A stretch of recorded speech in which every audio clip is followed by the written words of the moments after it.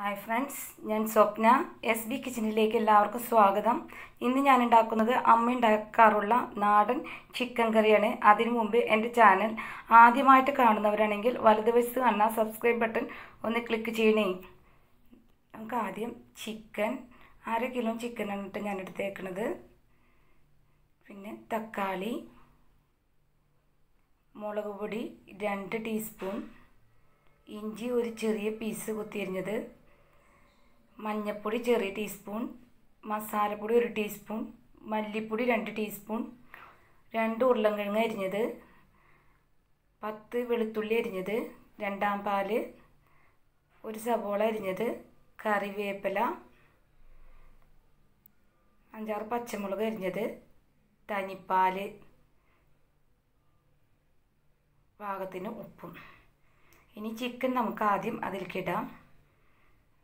Chicken piece ഇട്ട് കഴിഞ്ഞിട്ട് അതിലേക്ക് നമുക്ക് ഉരുളൻകിഴങ്ങ് അരിഞ്ഞ് വെച്ചിട്ടില്ലേ അതിട്ട് കൊടുക്കാം. ഉരുളൻകിഴങ്ങ് ഇട്ട് അതിൽ ഇഞ്ചി കൊത്തി അരിഞ്ഞതിട്ട്, വെളുത്തുള്ളി അരിഞ്ഞതിട്ട, സവോള അരിഞ്ഞതിടാം,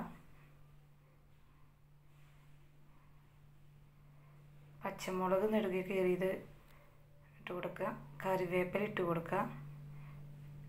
നമ്മൾ എടുത്ത് വെച്ച എല്ലാ സാധനങ്ങളും ഇടണം കേട്ടോ. അതിൽ മല്ലിപ്പൊടി,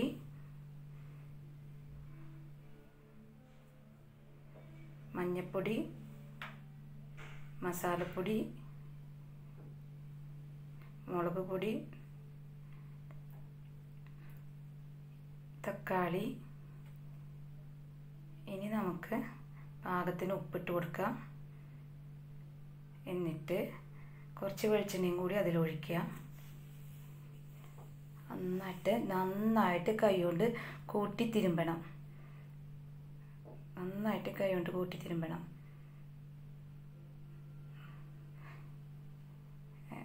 എൻ്റെ ഹസ്ബൻഡിൻ്റെ അമ്മ ഇത് വയ്ക്കുമ്പോൾ ഭയങ്കര ടേസ്റ്റാണ് കേട്ടോ. അതേ കറി തന്നെയാണിത്. നന്നായിട്ട് കൂട്ടി തിരുമ്പിയിട്ട് ഇനി നമുക്ക് 2 പാലെടുത്തിട്ട് ഇതിലൊഴിച്ചിട്ട് നമുക്ക് കുക്കറിൽ വെച്ചിട്ട് 1 വിസിലും കേൾക്കാം. അത് കഴിഞ്ഞിട്ട് കുറച്ച് നേരം കഴിഞ്ഞിട്ട് ഓഫ് ചെയ്യാം. കുക്കറിൽ വെച്ചിട്ട് 1 വിസിലും കഴിഞ്ഞു. കുറച്ച് നേരം കഴിഞ്ഞ് പിന്നെ ഓഫ് ചെയ്തു. എന്നിട്ട് തുറന്ന് നോക്കാം. ഇപ്പം ഇങ്ങനെയുണ്ട്. ഇപ്പം ഇതിൽ നല്ല ഉപ്പും മുളകും മസാലയൊക്കെ പിടിച്ചിട്ടുണ്ടാവും ചിക്കനിൽ. നല്ല ടേസ്റ്റാണ് കേട്ടോ. ഇനി ഒന്ന് കത്തിച്ചിട്ട് ഒന്ന് തിളയ്ക്കണം. ഇപ്പം അതിൻ്റെ ചൂടാറിയിരിക്കുകയല്ലേ, എന്നാൽ നമുക്കൊന്ന് തിളപ്പിക്കാം. ഇത് തിളച്ചു. ഇനി നമുക്ക് ഇത് ഗ്യാസ് ഓഫ് ചെയ്യണം. ഗ്യാസ് ഓഫ് ചെയ്ത് കഴിഞ്ഞിട്ട് തനിപ്പാൽ ഒഴിക്കുക. ഗ്യാസ് ഓഫ് ചെയ്തിട്ട് ഒഴിച്ചോളൂ, അല്ലെങ്കിൽ പിരിഞ്ഞ് പോവും.